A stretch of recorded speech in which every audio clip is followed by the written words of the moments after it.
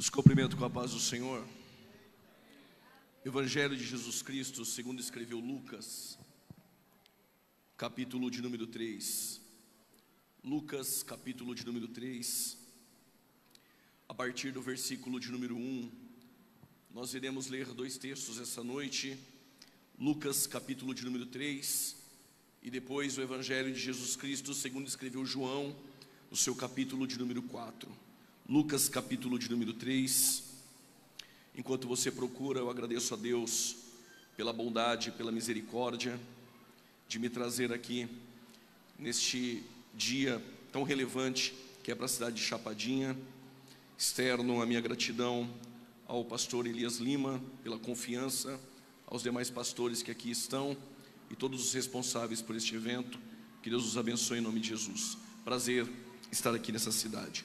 Diz o texto: e no ano 15 do império de Tibério César, sendo Pôncio Pilatos governador da Judéia, Herodes tetrarca da Galileia, seu irmão Filipe tetrarca da Itureia e da província de Traconites e Lisânias, tetrarca de Abilene, sendo Anás e Caifás sumos sacerdotes, veio no deserto a palavra de Deus a João.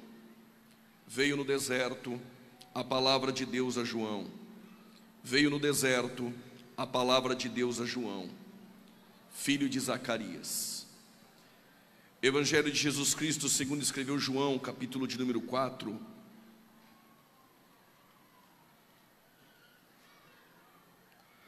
Versículo de número 22 a seguir. Vós adorais o que não sabeis.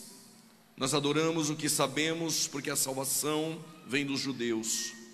Porém a hora vem, e agora é, em que os verdadeiros adoradores adorarão o Pai em espírito e em verdade, porque o Pai procura os tais que assim o adorem. Deus é espírito, e importa que os que o adorem em espírito e verdade. O Evangelho de Lucas, ele é um evangelho mais técnico comparado com o Evangelho de Mateus, de Marcos ou de João. Tanto Marcos quanto Lucas não foram testemunhas oculares, como foram os evangelistas Mateus e também João. A proposta de cada evangelista era uma. A proposta de Mateus era apresentar Jesus aos judeus como rei. Ele usa a expressão para que se cumprisse o que foi predito pelos profetas. A proposta de Mateus era apresentar o rei do trono de Davi, que fora prometido pelos profetas. Diferente de Marcos, que apresentava um Cristo servo, porém maior do que César.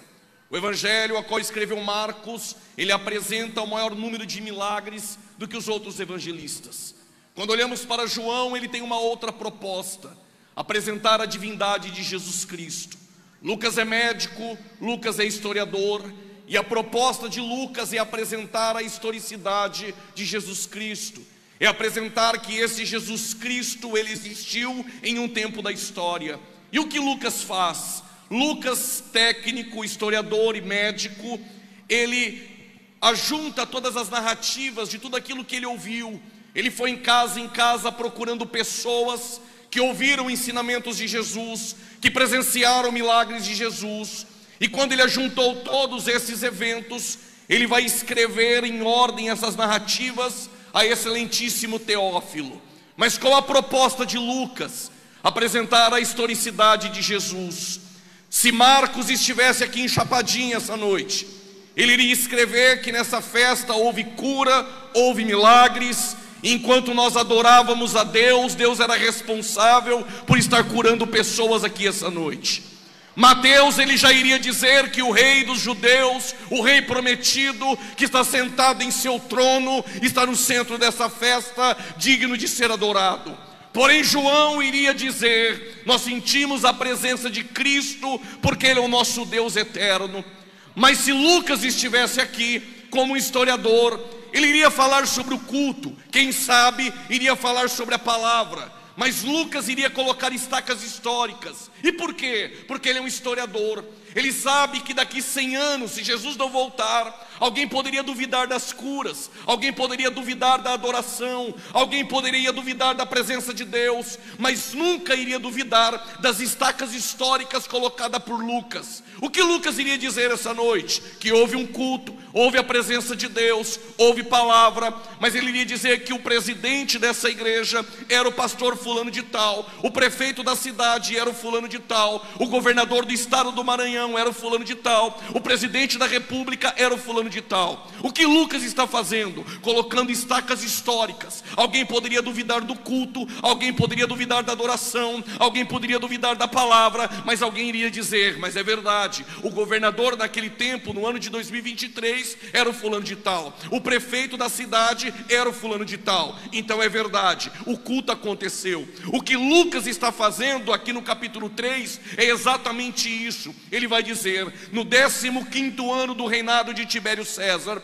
sendo Pôncio Pilatos governador da Judéia, sendo Herodes o tetrarca governador da Galileia, sendo o seu irmão Filipe, ele o governador da Itureia de Traconites, e ele continua dizendo, e Lisânias governador de Abilene. Mas o que Lucas quer fazer não é só colocar estacas históricas. Lucas, ele quer trazer uma denúncia. E qual a denúncia? Versículo 2 ele diz, há lá dentro do templo, na religião, 2 sumos sacerdotes, Anás e Caifás. Na verdade, não poderia ter 2. Deus estabeleceu que só poderia ter um sumo sacerdote. O que Lucas está fazendo é, o templo lá dentro da religião judaica está corrompido. Deus não fala lá dentro há 400 anos, desde Malaquias. Quer ouvir Deus, não vai para a religião. Quer sentir Deus, não vai para a religião. Mas afinal de contas, aonde é o endereço do novo culto? Aonde eu escuto a palavra de Deus? Aonde eu sinto a presença de Deus?